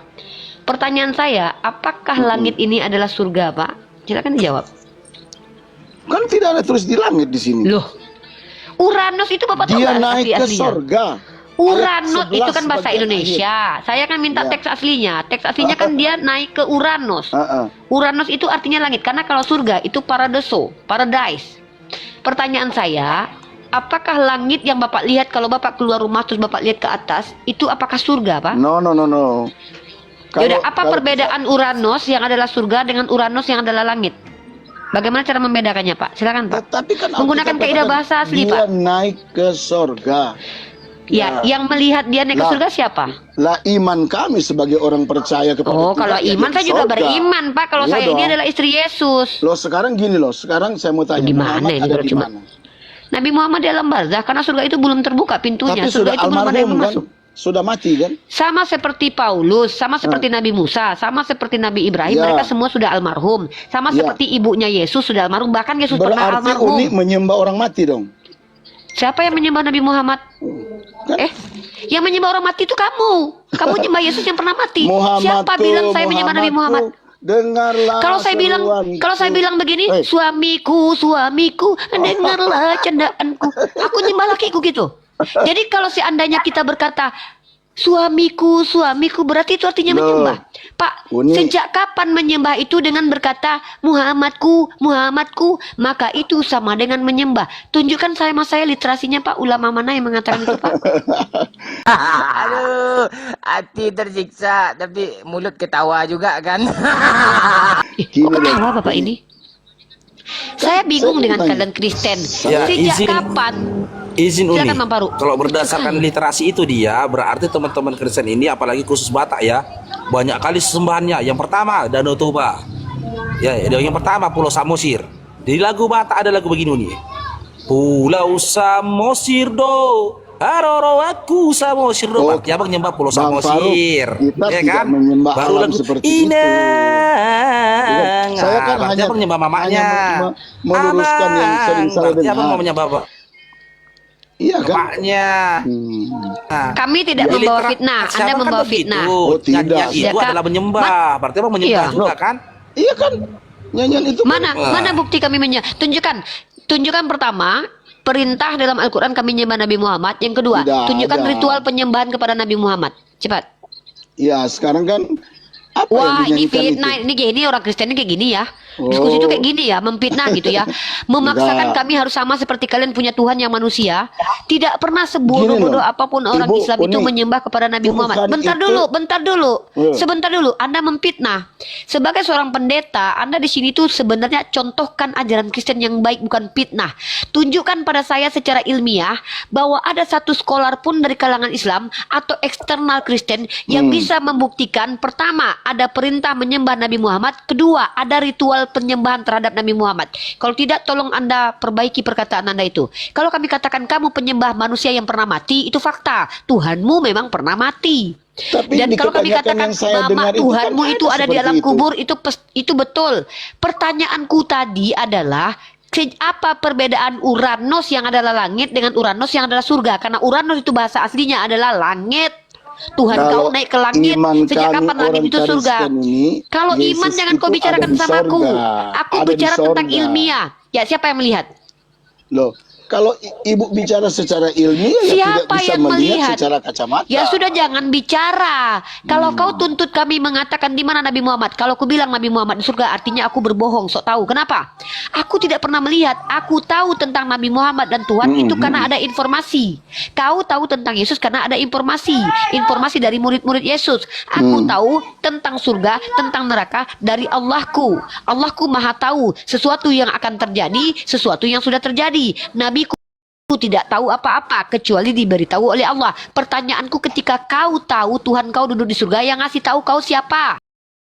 Penulis kitab Matius, Markus, Lukas. Pertanyaanku, apa dasar penulis kitab kau mengatakan Tuhan kau naik ke surga sementara bahasa aslinya adalah Uranos, yaitu langit? Sekarang kau tunjukkan data bahwa ada orang yang bisa memastikan Tuhan kau itu duduk di surga, bahwa dia betul-betul pernah ke surga bersama Tuhan kau. Baru itu fakta atau valid. Jangan. Baik, banyak literasi yang ada di Alkitab ya. Saya belum banyak pelajari itu. Tapi yang pasti firman Tuhan katakan dia duduk di sebelah kanan Allah Bapa. Itu di Siapa surga. yang lihat? Ya, siapa yang lihat dia duduk di sebelah kanan Bapak? Lo Alkitab kita do yang ngomong kok. Yang lihat siapa? Kan kitab kau ditulis manusia. Kita yang kan lihat bicara Tuhan. Alkitab Uni. Dari mana? Dari mana penulis kitab kau tahu kalau Tuhan kau duduk di surga? Maksudnya? Dari mana penulis kitab kau tuh yang diklaim sebagai penulis Lukas, penulis Matius, penulis Markus, penulis Yohanes tahu kalau Tuhan kau duduk di surga? Dari mana mereka tahu? Dari mana mereka tahu? Ya karena mereka semua di sorga sekarang kan. Alah, ngelek lagi jaringan. Apa ini? Ya ampun. Dari mana kau? Sorry nih, sinyalku buruk. Kau kan orang Kristen, tahu tentang Yesus kan dari Biblos. Biblos kau kan ditulis manusia. Nah, penulis kitab kau itu tahu dari mana kalau Tuhan kau itu duduk di surga? Mereka melihat atau bagaimana? Sekarang saya mau tanya sama Uni. Kok Kan nggak bisa Uni menjawab bilang kan dulu gini tapi loh, sudah bertanya lagi? Penulis kitab Ini kita kan ditulis apa-apaan oleh kayak gini manusia. kelas kalian ini? Ya betul. Iya kan? Iya betul. Kalau kita Penulis, baca, tunggu. Kitab kau itu ditulis dan dikarang oleh manusia, bukan hanya ditulis loh ya, bukan dikarang oleh manusia bukan, loh. Bukan dikarang. Loh, Injil according, Injil menurut Lukas, Injil menurut Matius. Dikarang. Bukan hanya ditulis. Kalau memang Tapi penulis gini kitab loh, kau gini Uni itu ya. Penulis Alkitab itu ya. kok lari? Pertanyaan tadi kau belum selesai. Ketika penulis kitab kau mengatakan Tuhan kau duduk di surga, itu mereka tahu dari mana? Lu Alkitab kami yang mengatakan kan Yesus di sorga sekarang. Iya. Di tempat ini yang bukan jelas. bicara kitab kau. Kitab kau itu kan ditulis sama Matius, Markus, Lukas, betul nggak? Dari mana Matius, Markus, Lukas, dan Yohanes tahu kalau Tuhan kau itu duduk di surga? Dari mana mereka tahu? Mereka lihat nggak? Halo, bisa dengar ya suaranya? Bisa. Oke. Yang kutanyakan itu adalah dari mana penulis kitab kau tahu kalau Tuhan kau itu naik itu ke surga, bukan ke planet Mars, bukan ke planet Pluto, bukan masuk dalam lubang cacing, dalam black hole yang menurut Hawkins. Dari mana kau tahu kalau langit itu tembusnya ke surga? Coba kau bayangkan pakai logika, pakai otak ya. Saya kan otak baca nih. dari Alkitab, dari firman Tuhan bahwa Iya, kan Tuhan aku itu di tanya. sorga. Aku tanya Ya. legitimasi kitab kau. Nih, kau tengok nih, anggap ini bumi ya. Anggap ini bumi. Kau perhatikan ini, Yesus kau berdiri di bumi bagian ini. Jus kata dia ke surga ke atas. Nah, orang yang tinggal di sini ketika naik terangkat ke atas, berbelok dia ke gini, ke surga Yesus. Ini dia lurus ke atas, ini terbang ke atas. Pertanyaanku, memastikan Tuhan kau itu ada di surga itu siapa? Kok pede kali kalian bilang Tuhan kau duduk di surga? Yang memastikan siapa? Ubi bakar. Ini bercanda. Jangan marah. Ya dari Alkitab yang kita baca kan. Siapa penulis kitab kau? Penulis kitabmu siapa? Segala sesuatu yang diilhamkan oleh Tuhan. Memang manusia yang menulisnya, tapi berarti ilham Roh Kudus. Oke. Siapa yang diilhamkan Roh Kudus? Siapa orang yang diilhamkan Roh Kudus sehingga dia tahu Tuhanmu di surga? Siapa nama Para orangnya? penulisnya dong. Masa Oke. Siapa penulis kitabmu? Siapa penulis kitabmu? Penulis kitab Ya.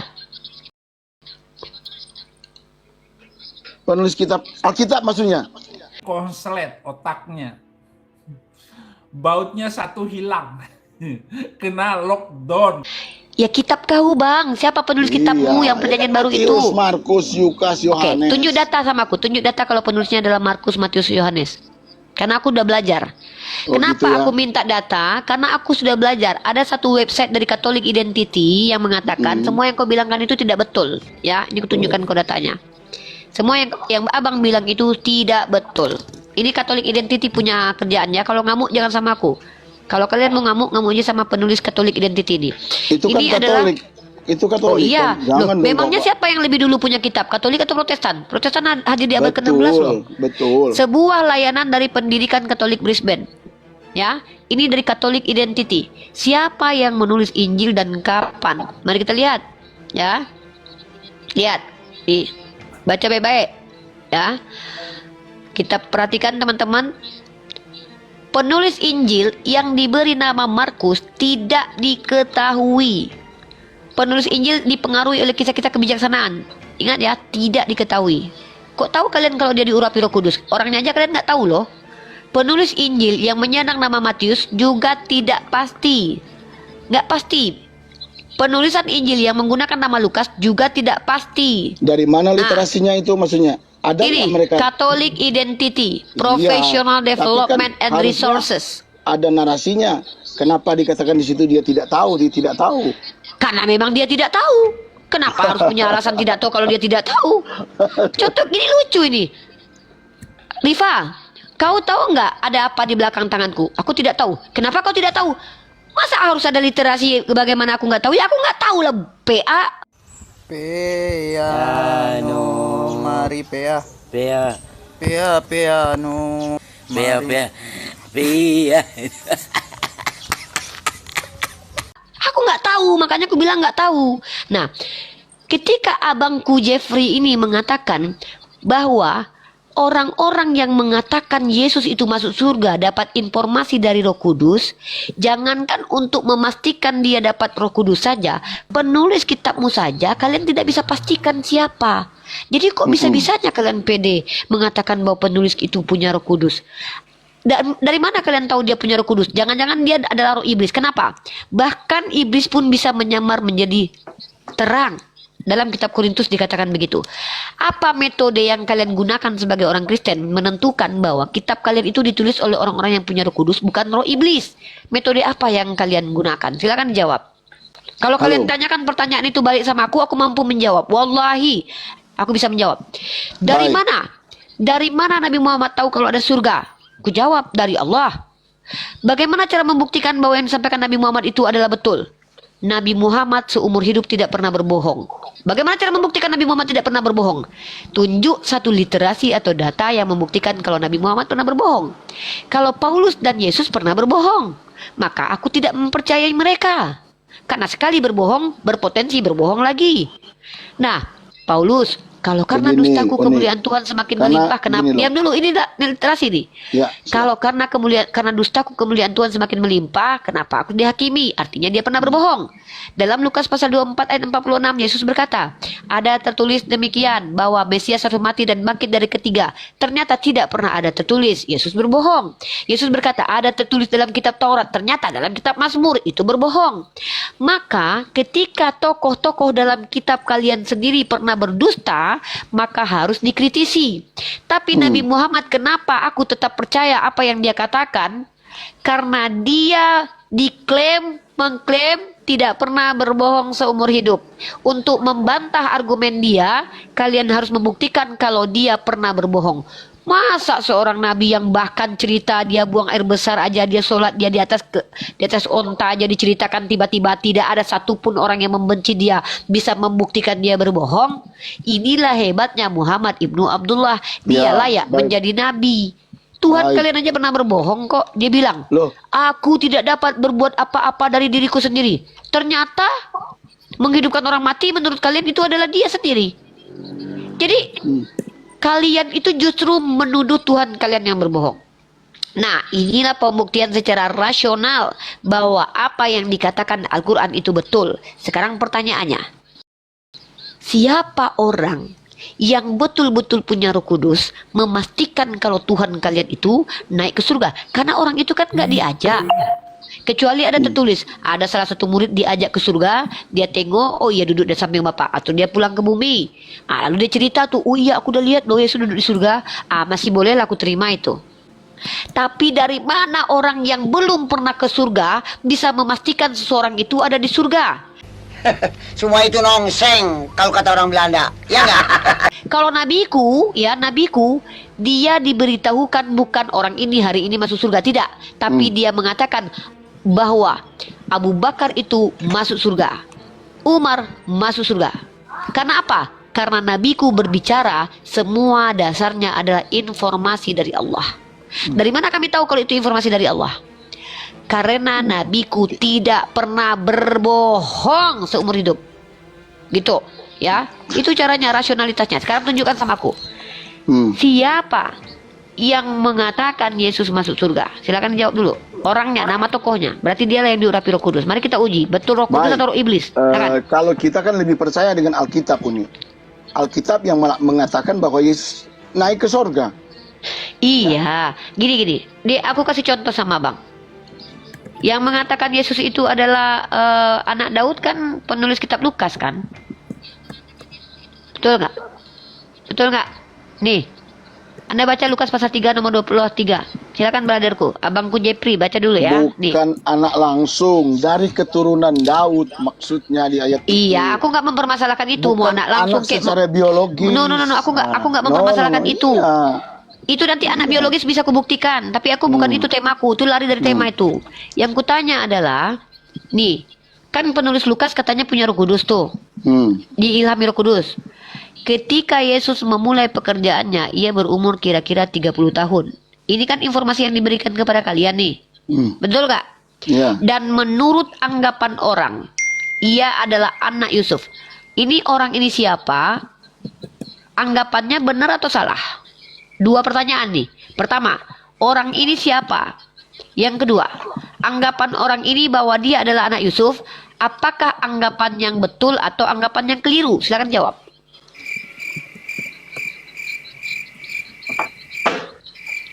Di mana yang dibaca itu? Di Lukas 3 nomor 23. 2000 years later. Lukas 3 nomor 23, ketika Yesus memulai pekerjaannya, ia berumur kira-kira 30 tahun dan menurut anggapan orang, ia adalah anak Yusuf, anak Eli. Nah, itu informasi yang diberikan Lukas kepada Anda itu dari Roh Kudus. Kan firman Tuhan sudah bilang segala sesuatu yang diilhamkan oleh para penulis Alkitab itu memang manusia. Tapi Bang, yang coba sekali lagi saya tanya Bang, ketika si Lukas mengatakan menurut anggapan orang bahwa Yesus adalah anak Yusuf, itu diilhami Roh Kudus atau bukan? Karena Lukas mengutip anggapan orang. Pertanyaan saya, yang diilhami Roh Kudus itu anggapan orang yang menganggap atau si Lukas yang mengambil anggapan orang? Silakan dijawab Bang. Biar kita tahu nih. Bilang, menurut anggapan orang ia adalah anak Yusuf. Memang dia anak Yusuf. Nah, anggapan orang itu bahwa dia anak Yusuf, itu anggapan yang benar atau anggapan yang salah? Ya benar dong, memang dia anak Yusuf. Oh, berarti dia anak Yusuf ya? Berarti dia anak hasil hubungan badan antara Yusuf dan Maria ya? Tidak. Loh, kan firman Tuhan bilang, ini gimana ini? Dia yang bilang barusan, dia pula yang membantah. Di mute Fernando. Tadi Anda yang bilang, menurut anggapan orang dia adalah anak Yusuf. Secara biologis. Nah, berarti dia hasil hubungan badan. Karena hasil biologis itu kan hubungan badan. Tidak, tapi kan ini secara biologis itu. Engkau akan mengandung dari Roh secara Kudus. biologis itu apa maksudnya? Bang, secara biologis itu maksudnya apa, Bang? Apa yang dimaksud secara biologis? Ini kan menurut anggapan orang bahwa dia anak Yusuf secara biologis. Padahal dia anak Yusuf atau bukan? Dia kan dikandung oleh Roh Kudus. Karena berarti dia anak Yusuf atau bukan? Berarti dia anak Yusuf atau bukan? Iya, berarti dia anak Yusuf. Pertanyaan saya, berarti dia anak Yusuf atau bukan? Bukan dari benih Roh Kudus, bukan dari benih Yusuf, tapi dari benih Roh Kudus. Berarti anggapan orang itu betul tidak kalau dia anak kandung Yusuf? Secara manusia ya dia anak kandung, tapi secara Tuhan dia bukan anak kandung. Goblok. Bang, Dia diilhamkan Yesus oleh... itu anak manusia atau Tuhan? Ya Uni baca lagi lah Alkitab Uni. Goblok. Ya. Dengar teman-teman. Gini loh. Yesus Gini, itu Uni. mengaku Gini. sebagai anak manusia 81 kali. Betul. Tuhan adalah gelar karena dia disebut Kurios. Ya. Yang saya tanya itu adalah anak, bukan si Kurios yang adalah anak. Yang kutanya adalah ini manusia ini yang adalah anak manusia ini anak si Yusuf atau bukan? Karena si Lukas yang katanya diinspirasi sama Roh Kudus itu memuat anggapan orang bahwa si Yesus ini adalah anak si Yusuf. Pertanyaannya, konon katanya penulis Lukas ini diurapi Roh Kudus, diberi informasi dari Ya. Roh Kudus. Sementara di sini dia mengutip anggapan orang. Yang Roh Kudus itu orang yang menganggap atau Roh Kudus anggapan mengambil orang dia anggapan itu orang atau anggapan mana yang dan- ilham Roh Kudus? Itu kan anggapan orang Uni. Nah, anggapan orang itu dia anak kandung Yusuf atau anak Roh Kudus? Kan firman Tuhan sudah bilang bahwa engkau akan mengandung dari Roh Kudus. Saya tanya bukan anggapan orang bukan firman Tuhan Anda. Saya tanya. Kalau Anggapan orang Nah, itu gini, dia anak kandung anggapan Yusuf orang atau itu kan- anak Tuhan? Anggapan orang itu menganggap bahwa Yesus itu anak biologisnya Yusuf. Nah, orang yang menganggap Yesus itu anak kandung Yusuf, orang itu benar atau salah? Oh salah lah, dia dikandung oleh Roh Kudus kok. Bukan Inilah dari kalian benih bilang Yusuf. bahwa Roh Kudus mengilhami Lukas, maka di sini Nah, kalian membuktikan Roh Kudus kalian ini mengilhami loh, Lukas pendapat orang yang keliru. Apakah kalian oke. mengakui bahwa Roh Kudus menyesatkan? Roh Kudus memberikan informasi kepada Lukas bahwa menurut Alkitab anggapan melaporkan orang, dengan jelas bahwa Yesus dengar dulu. itu dikandung Anda tahu oleh tidak? Roh Kudus. Uni, saya nggak bahas itu. Jadi gini Itu loh. pun mimpinya Yusuf. Itu kan anggapan itu pun orang. masuk ranah uji nanti. Anggapan orang itu bahwa si Yesus ini adalah anak Yusuf. Bahkan disebutkan keturunannya dari anak Eli dan ini menjadi silsilah Yesus. Maka silsilah Yesus ini adalah silsilah menurut anggapan orang yang salah. Maka dengan demikian silsilah Yesus dalam Lukas 3 nomor 23 menurut kamu Bapakku Pendeta Pak Jeffrey, Roh Kudus mengilhamkan silsilah yang keliru kepada Lukas karena ternyata Yesus bukan anak Yusuf. Apakah memang Yusuf, kan? seperti itu? Dia bukan Apakah anak Yusuf. Tuhanmu Begini, yang Uni. adalah Roh Kudus? Bukan. Kita lagi nggak bahas dia anak siapa. Gini, Uni, Saya Uni, lagi gini membahas penulis Tidak, kitab gini. Lukas yang konon. Jangan lari. Saya nggak mau keluar dari topik ini. Iya. Dengar ya teman-teman, perhatikan. Bapak ini bilang penulis kitab kami itu diurapi Roh Kudus. Oke lah, aku bilang kan gitu ya. Oke lah, anggaplah iya. Si Lukas diberi informasi sama Roh Kudus. Si Matius diberi informasi sama Roh Kudus. Anggaplah aku terima itu. Karena aku berbaik hati sama kalian. Muncul pertanyaan baru. Ketika aku baca dalam kitab Lukas pasal 3 nomor 23, di sini menceritakan tentang silsilah Yesus.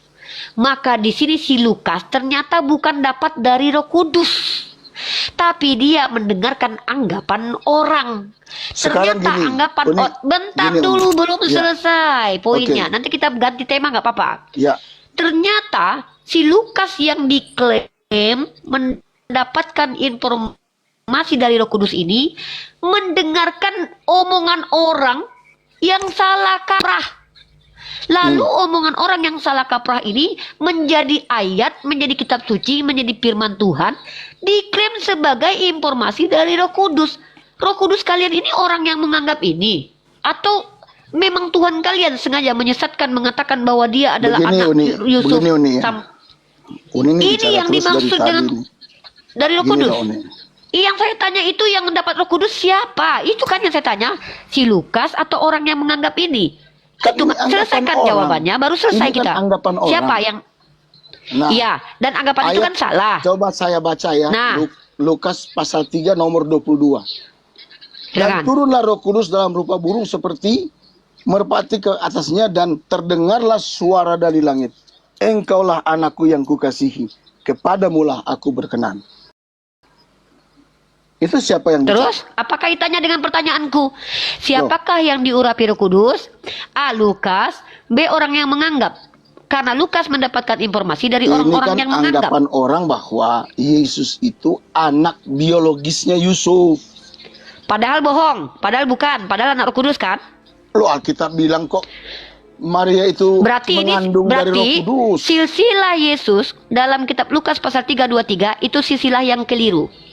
Karena Yesus bukanlah anak Yusuf. Termasuk silsilah Matius. Karena Yesus bukan anak Yusuf secara biologis. Ya, berarti Yesus tidak punya silsilah ya. Firman Tuhan katakan bahwa Maria itu sudah mengandung sebelum dia. Saya ini lagi mendengarkan sesuatu yang ingin saya tahu itu bukan apa yang Anda jelaskan itu. Yang ingin saya tahu itu yang diberikan ngomong tadi kan Uni yang ngomong. Tapi Anda menjelaskan sesuatu yang saya nggak butuh. Oh. Saya cuma tanya supaya Uni ketika paham Abang Uni gini Uni ya. Anggapan orang bahwa Yesus sebagai anak Yusuf secara biologis, kan karena bilang menurut anggapan orang. Nah, terus anggapan itu kan salah. Karena dia sebenarnya anak Roh Kudus. Karena memang maka kita kalian ini memuat anggapan orang yang keliru. Berarti isi kitab suci kalian adalah anggapan orang yang keliru tentang Yesus yang kemudian dibenarkan karena ini silsilah Yesus. Bisa dong Uni lalu framing seperti itu. Loh, kok framing? Saya tanya, Lukas 3:23, ini silsilah Yesus atau bukan? Ya silsilah Yesus memang. Silsilah yang benar atau silsilah yang salah? Ini silsilah menurut yang dianggapan orang kan karena Yesus itu. Benar atau salah? Silsilah itu silsilah yang benar atau silsilah yang salah? Kalau secara manusia benar. Tapi kalau dia sebagai berarti Tuhan, secara manusia dia anak Yusuf. Berarti secara manusia dia anak Yusuf. Bukan anak ya secara biologis. Kalau dia secara manusia adalah silsilah. Anda ngerti nggak yang Anda omongkan? Ya. Kalau secara manusia ini silsilah yang benar, maka Yesus sebagai manusia itu anak kandung Yusuf. Karena silsilah ini silsilah benar. Paham nggak? Parah kali kalian ini, ya Allah.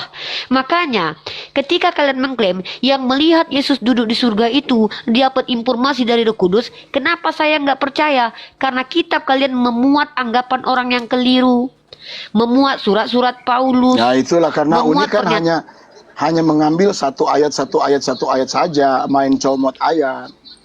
Coba Anda bantah satu comot ayat ini dengan menjelaskan bahwa silsilah ini betul-betul silsilah asli Yesus. Kenapa? Karena Yesus itu menurut anggapan orang adalah anak Yusuf.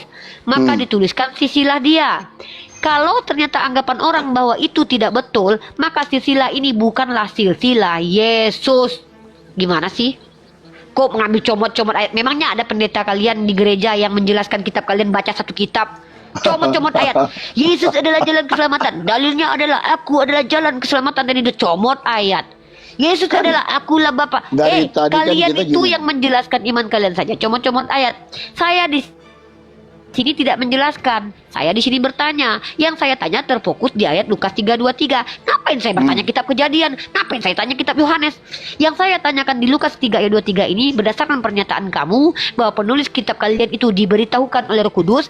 Pertanyaannya, informasi tentang silsilah Yesus dalam Lukas pasal 3:23 ini ternyata adalah anggapan orang. Maka ketika anggapan orang ini tidak betul, maka Lukas 3:23 ini bukanlah silsilah Yesus. Bukan. Tapi di sini perikopnya ditulis apa? Silsilah Yesus. Maka antara perikop dengan realitas itu bentrok. Perikop katakan silsilah Yesus, tapi ternyata itu bukan silsilah Yesus. Karena menurut anggapan orang saja dia anak Yesus, anak Yusuf, padahal bukan. Memang maka ada penipuan di dalam kitab Anda. Uni. Tapi dikatakan tapi dikatakan ini silsilah Yesus. Mana yang betul ini? Silsilah Yesus secara dikatakan biologis, di sini. tapi dia bukan anak biologisnya Yusuf. Tahu silsilah nggak? Tahu arti silsilah nggak? Arti silsilah tahu nggak KBBI? Tahu apa arti silsilah? Silsilah artinya apa? Apa arti silsilah? Arti silsilah apa? Nih. Silsilah tahu nggak artinya apa? Lihat. Silsilah itu asal usul suatu keluarga berupa bagan, susur, galur. Iya, betul. Yaitu keturunan. Pertanyaannya, Yesus itu keturunan Yusuf atau bukan? Bukan dong, firman Tuhan bilang. Ya sudah, berarti ini bukan silsilah Yesus kalau gitu. Ya mau gimana lagi? Yuk, tawa yuk. Tahu aja, nggak apa-apa. Yuk. Berarti ini ada penipuan dalam kitab Anda. Kudus mengilhamkan penipuan. Kok ketawa? Aduh, hati tersiksa, tapi mulut ketawa juga kan? Oke lah. Loh. Gini uniknya. Berarti teman-teman tunggu dulu. Jadi nggak di dalam Roh Kudus ini? Makanya saya tanya, siapa yang melihat Yesus di surga? Katanya di dalam Roh Kudus. Jangan ketawa, saya ini serius bertanya. Demi Allah, saya betul-betul bertanya loh ini loh. Saya betul-betul pengen tahu cara kalian memahaminya. Anggapan orang bahwa dia anak Yusuf dan punya silsilah, ternyata ini bukan. Bicara terus dari tadi, kita dari kasih kesempatan untuk bicara bagaimana. Kampret. Iya kan saya cuma bertanya, Anda kan menjawab Kan aja. saya bilang tadi tuh, ya. Kan menurut anggapan orang. Jadi menurut anggapan orang secara biologis Yesus itu anak Yusuf. Tapi Alkitab jelaskan kan bahwa Maria, orang di Al-Quran aja juga ada kok ditulis iya, Maria berarti anggapan orang itu salah kan? Ya? Berarti anggapan orang itu salah kan? Anggapan orang itu ya salah kalau betul. Ya udah kalau begitu silsilah ini salah lah.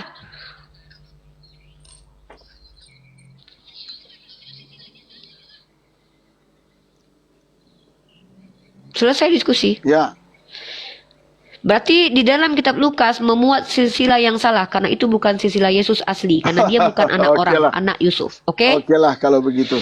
Dan itulah kenapa saya katakan Bible Anda bukanlah ilham Roh Kudus, tapi ilham dari kesalahan anggapan orang, kesalahan anggap orang lain.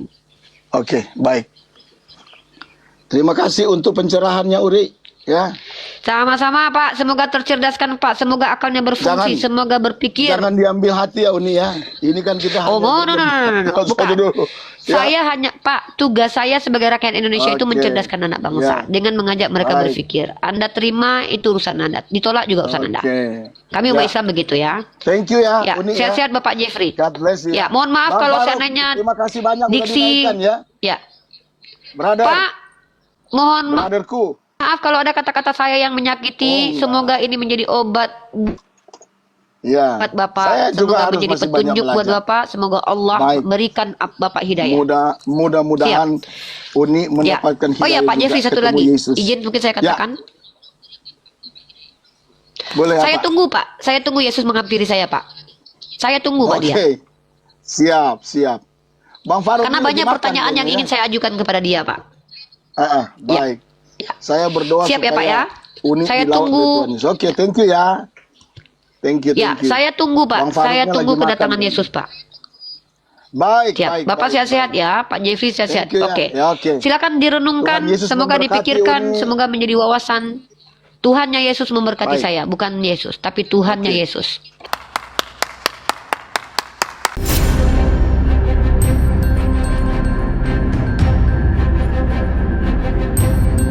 The religion of Jesus was Islam. Because with Allah, there is only one religion. He says, Inna ad-dina inda Allahi al-Islam.